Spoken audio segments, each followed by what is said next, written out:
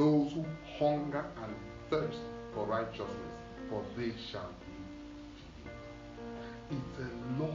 You will be filled. Just show God the hunger, show him the thirst. Let me take a very simple example, like preaching the Bible. When I got saved, one of the key passion I had was teaching. Passion. The hunger for preaching and teaching was so strong. I can never forget. I was doing a lot of fasting, praying, studying. How revelation, by revelation I mean, you know, how do I describe this thing? There is something that gets activated in your spirit. It's like a well of water just breaks out. So that when you take a verse and look at it, you just see things. It's a spirit. It's called the spirit of revelation. Paul talked about it in Ephesians. When you don't have it, you don't have it. When you have it, you have it. But you see, desire. That desire was so strong. I can never forget. I took a 21-day fast. And the purpose of that, I was in university then. So I said, I'm going to go through the whole Bible. It was New International Version then. Now, the fasting did not have an end date. I just said whenever I finished. So it was 21 days. So in 21 days, I finished the whole Bible. When I finished that thing, something happened to my spirit. Suddenly, I began to connect things.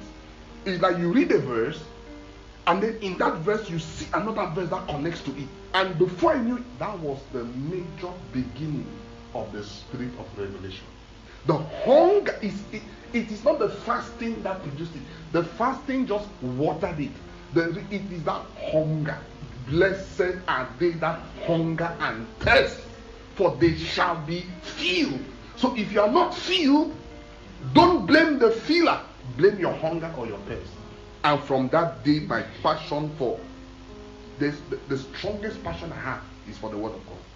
Strongest. More than anything. The Bible says your word is honey to my mouth. Those are the kind of verses. Because it's not just coming because someone says I pray. No.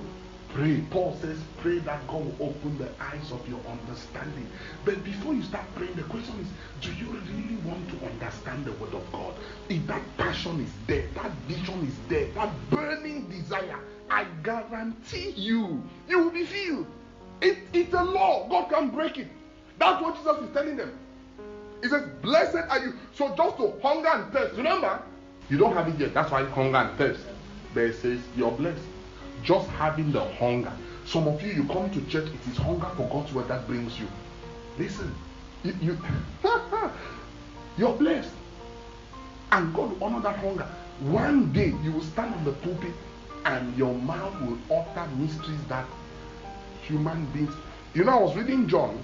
I'm reading John now in my devotion. And you know, the people woke up one time in the book of John. They looked at Jesus. They said something is not right. How can this man know these things when he never went to school? You know, Jesus didn't go to conventional school of the prophets. No. So they didn't know. It was the spirit of revelation. He said, whatever I see the Father do, I do. Whatever the Father reveals to me, I say. But they didn't get it. They thought he was going to sit in a theology school. No, the spirit of revelation doesn't come from a classroom. It comes from your hunger and your thirst after God. But another shortcut is the people you submit to and respect genuinely from your spirit and follow them. It will be a shortcut. You will tap some of the anointing. If it's a teacher and you submit and follow, you will get. It's a shortcut. But for you to submit and follow to get it, there's an element of hunger and thirst. Let me continue. Blessed are the merciful, for they shall obtain mercy. Mercy means you didn't do it, but God sent his mercy to cover for you.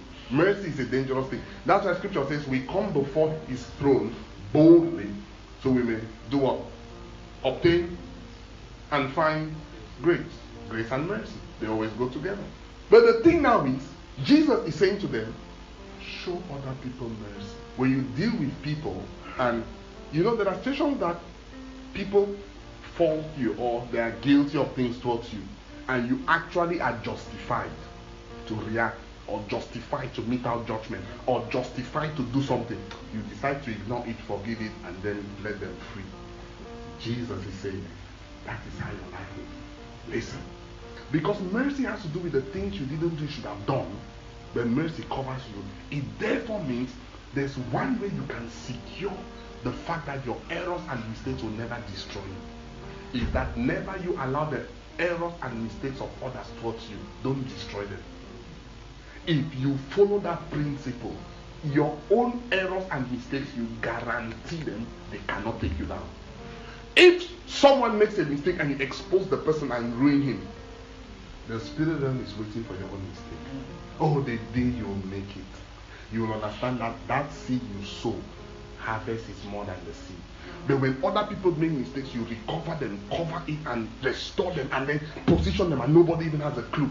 The day you make a mistake, the people that could have destroyed you will also take you, cover you, restore you, and position you, and nobody will even know what happened. Blessed are the merciful, because God shows us mercy every day. He even said, vengeance is mine, said the Lord. That means don't go around avenging yourselves with people. They took your money and ran away. No problem. Fine. Amen. God bless you. Now, I'm not saying that I don't recover your debt. Now, I'm just saying that there's a way you balance these issues. Okay. Let me just go down so we can finish up this stuff. Blessed are the pure in heart, for they shall see God. That's New King James. It says, New Living Translation says, God blesses those whose hearts are pure, for they will see God. He blesses those whose hearts are pure. Jesus is therefore saying, your heart will determine how much of God you see. That's what it says. Not your lips. Because the problem with Jesus and the Pharisees is their lips one thing, their heart another thing. There are two ways of looking at a pure heart. One is purity in terms of absence of sin, and the other is purity in terms of honesty. In other words, pure heart and perfect heart. David did not have a pure heart in terms of absence of sin, but the Bible says David had a perfect heart. What's a perfect heart? A perfect heart is not a sinless heart. It is a heart that is quick to repent, quick to forgive, and quick to obey. Don't forget what I just said. That was David. It says, have you found King David, the son of Jesse, a man after my own heart, who will fulfill all my will? All David needs to know, with all his weaknesses, is that this is what God wants, and David is doing it. Oh, David is doing it. All David needs to know, even when Nathan came and rebuked him, once he knew that this is God rebuking me, he just fell on his face. When it happened to Saul, Saul tore the mantle of the prophet. Blessed are the pure in heart. Purity, absence of sin, and also the aspect of the heart that I call a perfect heart. Have it. Have it. You will see God. David saw God. He never lost a battle. But if you're looking at how pure David was, you and I know that David, I called him 2 times. But you understand, don't you?